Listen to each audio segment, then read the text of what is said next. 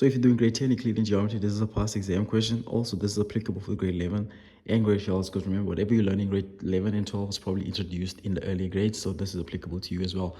So in the following question, we have an Euclidean geometry question, which is very important, because in Euclidean, students normally tend to struggle, not that the topic is difficult in itself, but it's just that students overlook small details. For example, the instruction. So here, I don't know what you call this part, maybe the instruction or the description. So here they say in the diagram below, KLMN is a parallelogram. That is very important. Whenever they mention the shape, you should think of the properties associated with that shape, right? So this is a parallelogram. So you should know the properties of a parallelogram. Now, these are the properties of a parallelogram. Now, a parallelogram is a four-sided figure, right? But then the properties are the diagonals bisect each other, the opposite pairs of sides are parallel and equal to each other, the opposite angles are equal, the sum of angles are equal 360, meaning if you add all of these equates to 360, and the adjacent angles add up to 180. So all of these properties, what that actually means, so if you're given a parallelogram like this one, which is A, B, C, and D, right? So if this is the diagonals bisect each other, bisect means they cut each other in half, meaning the distance from A to M will be the distance from M to D. Alternatively, from C to M will be the same as from M to B. Same thing that I wrote here, right? And then for number 2, the opposite pair of sides are parallel and equal. So by parallel, it would just mean that AC is parallel to BD. This is AC, and opposite is BD. So these two will be parallel. Alternatively, these two will be parallel. Not only parallel, but also equal. Though for AB will be equal to CD and parallel to the opposite sides. I'm sure you get that by now.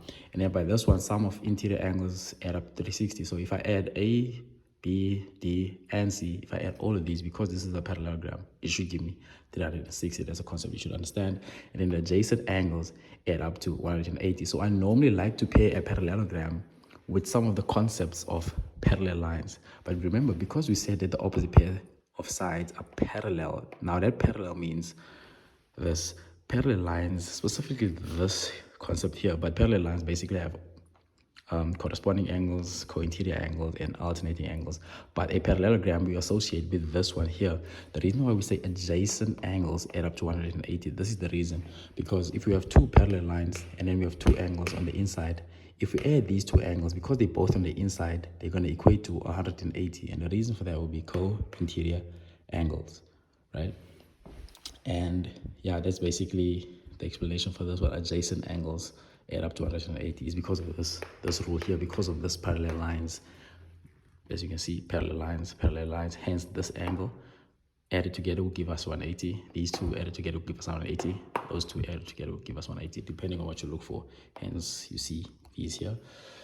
And so let's get to the question. So we're done with that necessary information there. That parallelogram means questions will be based around this concept here. Hence, it's very important to know these. Now, before we get into the question, let's read the whole thing.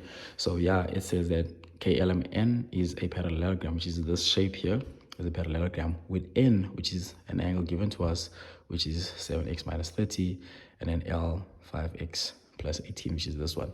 The first question says solve for x for 4 marks. And the second one is if it is further given that angle KLN is equal to 4y. So some of the questions will be visual, right? In terms of like, it's not given to you, so you sort of like have to visualize it. So here, we're not given this angle here, but in the following question, they're telling us that angle is equal to 4y. So what I normally recommend students, whenever you're given additional information, right, because you can't visualize it here, you must take whatever is given to you and come put it in your diagram, right? But first start with the first one so that you don't confuse yourself. So the solution for the first one is as follows.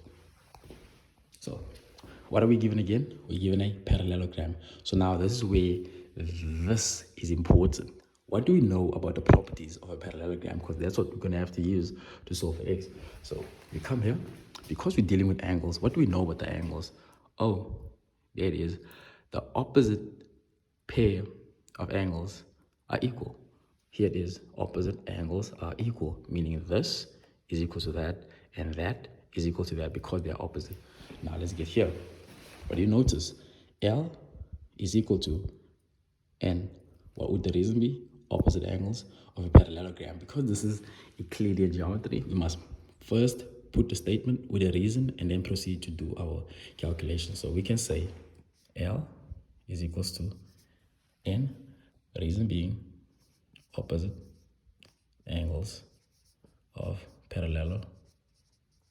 So parallelogram, they can be abbreviated like this here, parallelogram, right? So we know what the value of L is. The value of L is 5x plus 18. So 5x plus 18 is equals to N. We know what the value of N is, which is 7x minus 37x minus 30 degrees. And then after this, it's simple algebra now. It has nothing to do with Euclidean. It's simple algebra. We're solving for x. So here we would like to take the like terms to be on one side and then proceed to find our solution. So it's up to you how you go about it. You can take this 7, take it over, or that one, it doesn't actually matter. So I'm just going to take the 7 over.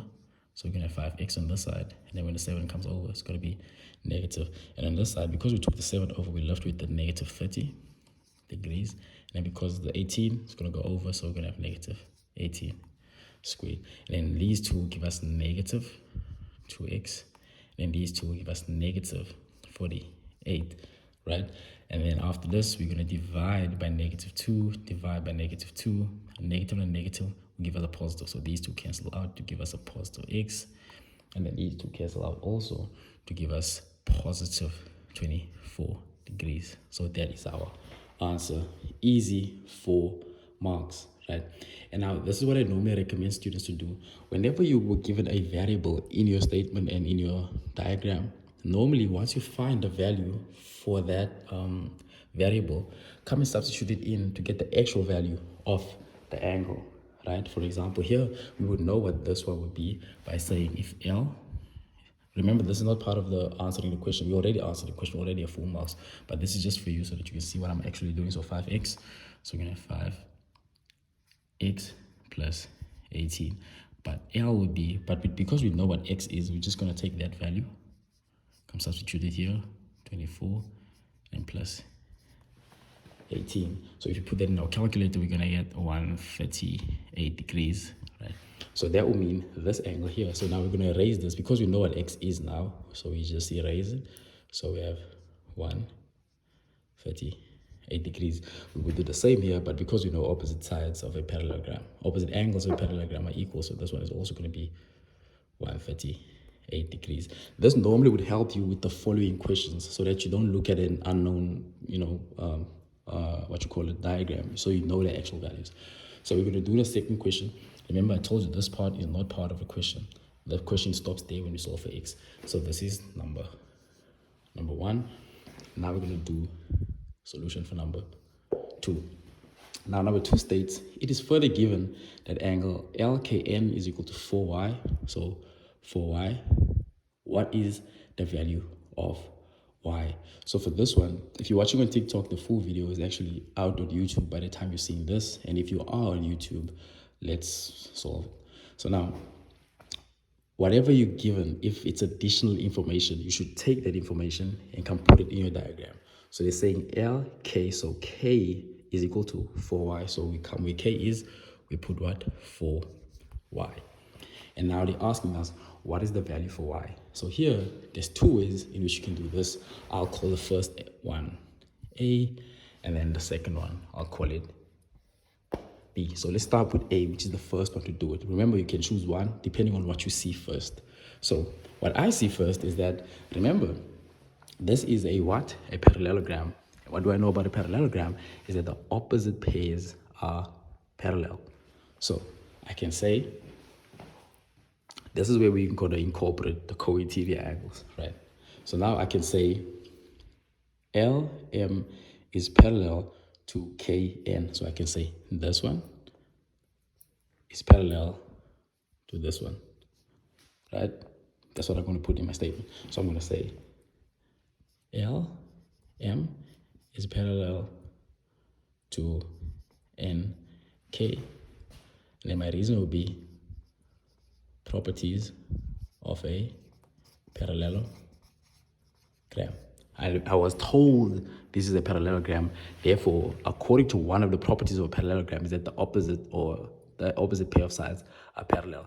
And because they are parallel, I can therefore say, because they are parallel, because these two are parallel, what type of shape do I see here? I see a U shape, meaning this angle plus this angle equates to what?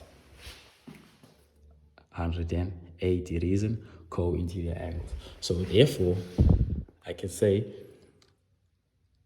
138, which is angle L, plus 4y, which is K, is equals to 180 degrees.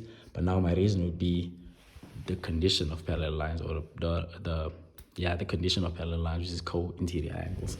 So that would be the reason, co-interior angles. And then now I'm left with y, so I can basically solve for y by taking the y over. So I'm going to have the 38 over. So I'm going to have 4y is equals to 180 minus 138 degrees. And then once I solve that one, I'm going to be left with 42. So I'm going to have 4y is equals to 42 degrees. And because I want y, I'm going to divide by the thing that I don't want, and 4 multiplied by y. I don't want that. I want 4 out of this. So I must divide by 4 both sides. So I have that and that. So I have y is equals to this divided by that would give us 10,5 in our calculator. So if you use a calculator, you're going to get 10,5 degrees. Remember, that's one way you could have went about it. Now, the second way, which is I call B, that you could have went about it, you could have said, because I know this is a parallelogram, I know that this is for B, so I can know that K is equals to M. I can say K is equals to M. The reason will be opposite angles of a parallelogram, right? So therefore, K is for y, therefore M will also be for y. And then what do I do with this information? I come and implement this concept here, that the sum of interior angles equal 360. Meaning, if I add all of these in my parallelogram, it should give me 360. Same way, if I add all of these, it's going to give me 360. For example, if I add all of the angles, which is L plus K plus N plus M, it's going to give me 360. Reason, sum of angles of a parallelogram. That's the acceptable reason that you can also use. So L, I know what L is. L is 138, so that's going to be 138 degrees, plus K, I know what K is, which is 4y, plus N, which is 138 as well, 138 degrees, plus M, which is 4y, is equals to 360 degrees. This is also a concept that you could have used to find your y. So you're just going to add these two, which are like terms, add these two, which also are like terms. And the product of these, when you answer these, you're just going to take it over and then solve for y. In that way, if you can't do it, you can leave the answer in the comment section, but I promise you, you will end up with this here. And that's the end of the video. So if you found help in this, make sure to leave a like, subscribe if you haven't, and I'll see you on the next one.